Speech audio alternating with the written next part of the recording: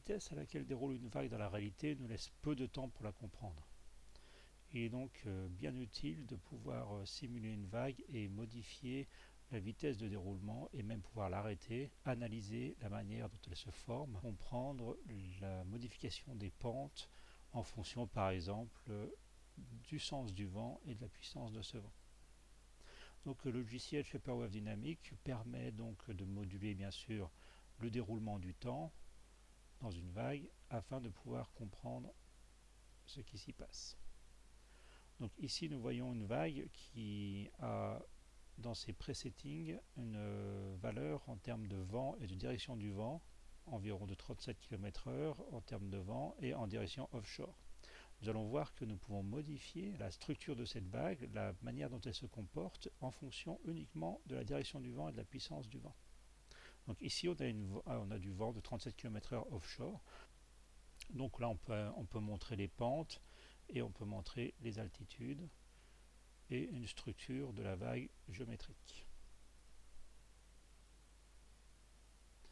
Ce qui va nous intéresser ici, c'est juste de voir comment la vague change de forme en fonction du vent.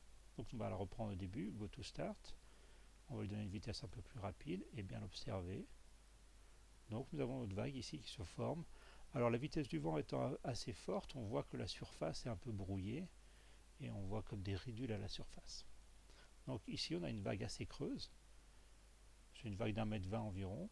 Elle est assez creuse du fait de la direction offshore du vent. Donc on peut l'observer, s'arrêter sur l'image et faire le tour de la vague pour l'observer sur tous ses angles et comprendre comment elle est formée.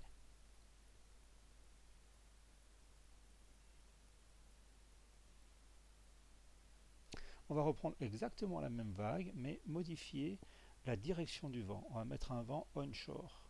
On voit ici, je change le vent, direction du vent onshore et je l'applique donc au surf space, c'est-à-dire l'espace de surf dans lequel on va évoluer.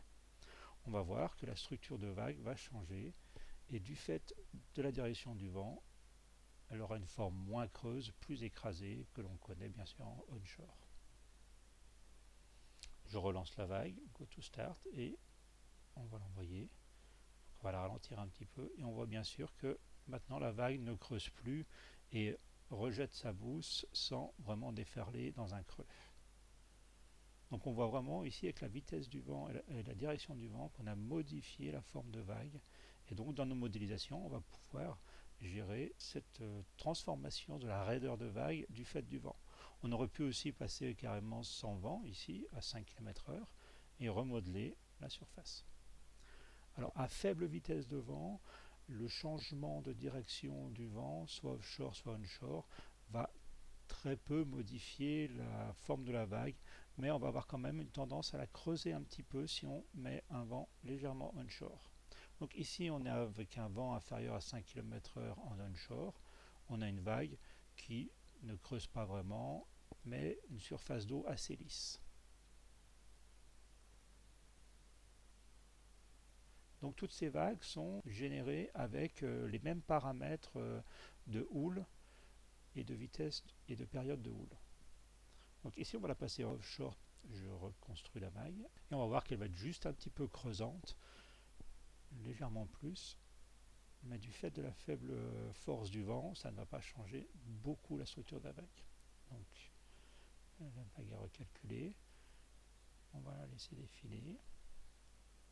Donc elle est légèrement plus creuse